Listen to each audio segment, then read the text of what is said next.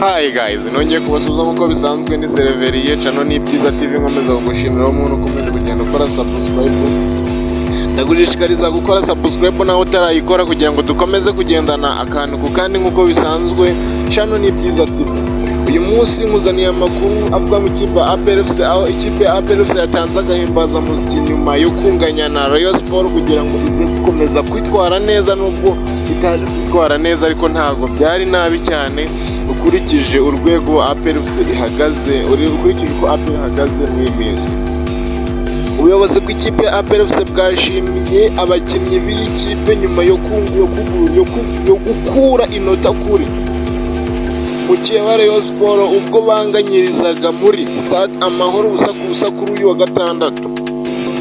Nubwo ikipe yashimiye abakinnyi, abakunzi bayo ntabwo banyuzwe no kunganya na Rayon Sport, aho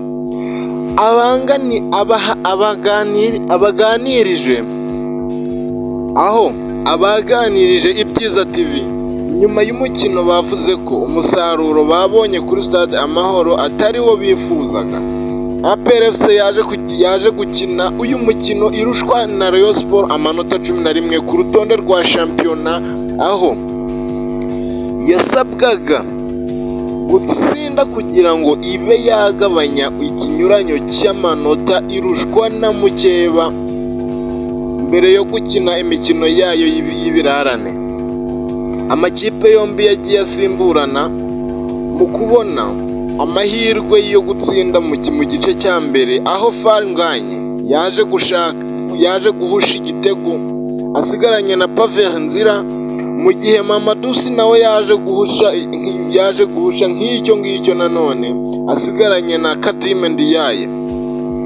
Igice cya kabiri amakipe yombi yaje gukina biragaragara ko yagabanyije imbaraga, gusa ikipe ya Rayon Sport yataje itanyuzwe nyuma yaho ko mu munota wa 89 yaje guhabwa kufura ku mupira wari ukozwe na Arius Wane. Ubwo umukino wasozwaga, ubuyobozi bw'ikipe ya APR FC bwasuye abakinnyi mu rwambariro bubagenera agahimbaza muziki k'amafaranga 300,000 basanzwe babona ku mikino ikomeye batsinze. Nubwo bo batashoboye gutsinda uyu mukino, iyi kipe y'ingabo z'igihugu kuri ubu iri ku mwanya wa 5 n'amanota 19, ikaba irushwa na Rayon Sport ya mbere amanota 11. APR FC iracyafite ibirarane bibiri, harimo icyo izahuriramo na Kiyovu Sport ku wa gatatu tariki 11 Ukuboza 2024 kuri Kigali Pele Stadium, mu gihe ikirarane cya nyuma izakirwa na Musanze mu ntangiriro za Mutarama 2025. Ndagusabye ngo kora subscribe kugira ngo tugendane akantu ku kandi, step by step. Ndabakunda cyane, I love you so much. Mutoza Albert Nyona Taduranga bibukira n'ibihe byiza bagiye Simba.